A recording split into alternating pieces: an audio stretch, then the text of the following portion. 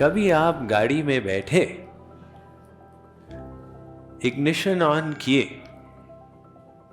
और एक्सेलरेटर को दबाए, क्लच को छोड़ते हुए, लेकिन पाए कि गाड़ी आगे बढ़ नहीं रही है और फिर सोचने लगे ये समस्या क्यों उत्पन्न हुई, तो पता चला कि हैंड ब्रेक को आपने डिसएंगेज नहीं किया है। अब यदि हैंड ब्रेक को लगाए हुए आप गाड़ी को एक्सेलरेट करते जाएंगे, दो में से एक चीजें होंगी। या तो उसका इंजन ओवरहीट करके और ब्रेक डाउन कर जाएगा, अथवा उसके ब्रेक ओवरहीट करके मेल्ट डाउन कर जाएंगे। समस्या ये है कि अधिकांश लोग अपने जीवन यात्रा में अपने भावनाओं की ब्रेक्स को लगा के चलते, अर्थात भावनाओं के संचालन की कला से वंचित और अण्ड बण्ड विचारों को मन में रखते हुए जीवन में आगे बढ़ते। परिणाम स्वरूप शरीर का ब्रेकडाउन होता है और मन बुद्धि का वेर एंड टेयर हो जाता है। इसलिए ये मन के प्रबंधन की कला का महत्व है। हमारी भावनाएं, हमारे विचार एक ऐसी शक्ति है जो सबके पास, इसके उपयोग के लिए बाहर के किसी भी रिसोर्स की आवश्यकता नहीं। आप जैसा सोचना चाहें वैसे आप सुख दुख का अनुभव करेंगे। जो लोग संसार में ईश्वरीय क्षेत्र हो या संसारी क्षेत्र हो उसमें सफलता प्राप्त किए, वे इस कला में निपुण थे। जैसे ये जो इलेक्ट्रिक बल्ब है, इसका आविष्कार जिसने किया था उस साइंटिस्ट का नाम था थॉमस एडिसन। वो थॉमस एडिसन जब छोटा था तो थोड़ा सा बुद्धू था और उसके टीचर ने उसकी मां को बुलाया। जब वो थॉमस मात्र 5 वर्ष का था और उसकी मां को कहा कि तुम्हारा टॉमी ये बहुत डल माइंड का है, मैं इसको नहीं पढ़ा सकता, इसको घर ले जाओ। उसकी मां ने कहा मेरा टॉमी डल नहीं है, मैं उसे पढ़ाऊंगी। तो उसने घर में उसको पढ़ाया, किंतु गरीब घर के थे। वो जब युवावस्था में पहुंचा तो अपनी जीविका के लिए ट्रेनों में चाय बेचता था। कंडक्टर ने एक बार उसको एक तमाचा मारा कान पे, वैसे ही उसके कान कमजोर थे तो कुछ वर्षों तक वो बिल्कुल ही बहरा हो गया, कुछ सुन नहीं पाया उसके बाद कुछ वर्षों तक।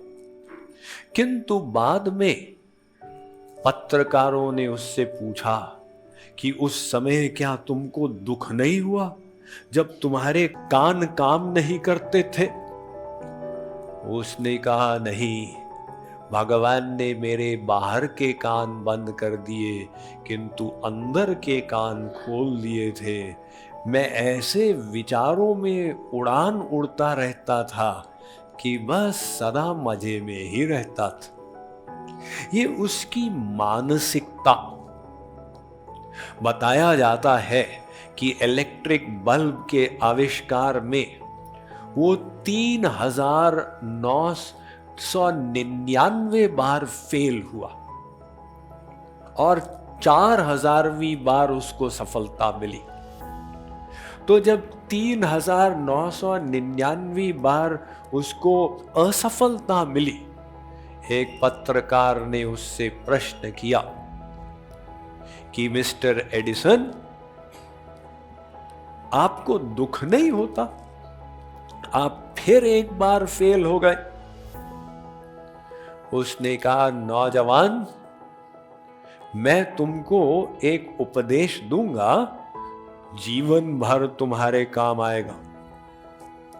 मैं 3999 बार फेल नहीं हुआ, मैंने 3999 तरीका निकाल लिया कि इलेक्ट्रिक बल्ब कैसे नहीं बनेगा, उसको एलिमिनेट करता चला जा रहा।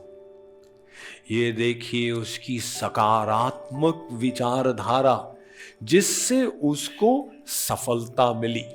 अगर वो हम लोगों के जैसे थोड़ी सी बार करके और निराश हो जाता, मुझसे तो नहीं होगा, तो फिर शायद आज का प्रवचन हम कैंडल लाइट में कर रहे होते। तो इसके विपरीत हैं ऐसे लोग जो नकारात्मक ही सोचते हैं, नेगेटिव थिंकिंग ही करते हैं। अरे मेरे साथ ऐसा हो गया तो क्या होगा, अरे उसने ऐसा कर दिया तो क्या हो गया, ओह भगवान ने देखभाल नहीं की तो मैं तो मारा जाऊंगा। एक बार फ्लोरिडा के टैंपा नगर में बगल में बीच है एक विश्वविख्यात, तो हम जिसके घर ठहरे थे वो हमको ले गए। संडे का प्रवचन जल्दी था, तो प्रवचन के बाद ने कहा, स्वामी जी घूमने चलते। कहा चल। तो बीच समुद्र तट पर लोग तमाम चीजें बेच रहे थे और एक टैटू बनाने वाला था, वो आपके शरीर पर निशान बनाता, आपको जैसा भी निशान चाहिए हो। तो जो ऑप्शंस थे उसमें हमने देखा ऑप्शन बॉर्न टू लूज, हारने के लिए जन्मा, बॉर्न टू लूज। मैंने टैटू बनाने वाले से पूछा कि ये निशान भी कोई अपने शरीर पर लगाता है? उसने कहा जी हां लगाता। देखा लोग ऐसा निशान क्यों लगाते हैं, बॉर्न टू लूज? तो उसने बहुत सुंदर उत्तर दिया। उसने कहा कि पहले ये टैटू लोगों के मन पे बन जाता कि मैं तो हारूंगा ही, और उसके बाद फिर वो शरीर पर लगाते। तो हम सब अपने मन पे टैटूज लगा देते, मैं जीतूंगा, मैं हारूंगा, मैं तो ऐसा ही हूं, मैं तो वैसा ही हूं, और फिर उसी दिशा में अपने जीवन को चलाते जाते। ये सकारात्मक और नकारात्मक विचारधारा में कितना बड़ा अंतर है। एक जूते की कंपनी के मार्केटिंग मैनेजर ने 2 सेल्समैन को भेजा, पता लगाओ यहां पे जूते की मार्केट का पोटेंशियल कितना है। पहला सेल्समैन गया, उसने देखा कि किसी ने तो जूते पहने ही नहीं।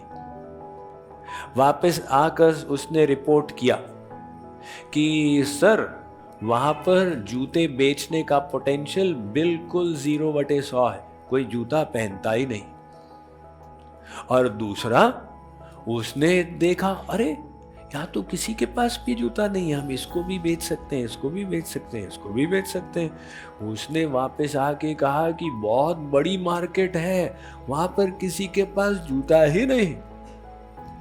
अब देखिए परिस्थिति वैसी ही है, और सब उसको अलग अलग प्रकार से देख रहे हैं। तो हम कैसे इस संसार को देखते हैं, ये अपने मन की बात। इसीलिए अमेरिका के एक भूतपूर्व राष्ट्रपति हुए फ्रैंकलिन रूजवेल्ट, उन्होंने कहा, men are not prisoners of destiny, they are prisoners of their own mind.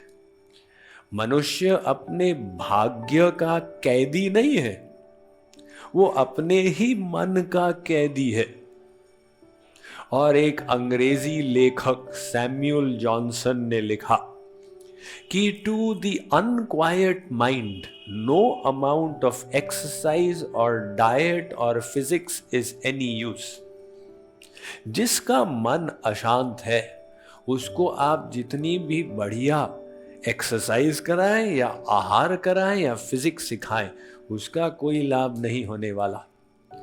लेकिन अगर हम सही सही मन का उपयोग करें, तो चाइना के फिलॉसफर हुए च्वांग-त्सु, लगभग 2500 वर्ष पहले, उन्होंने कहा, to the person who has controlled his mind the whole world surrenders. जिस व्यक्ति ने मन पर नियंत्रण कर लिया, सारा संसार उसके सामने झुक जाता। यही बात च्वांग-त्सु को तो पता नहीं, किंतु हमारे भारतवर्ष में शंकराचार्य ने कही थी, जगत जितम केन, इस विश्व पर विजय कौन प्राप्त करेगा?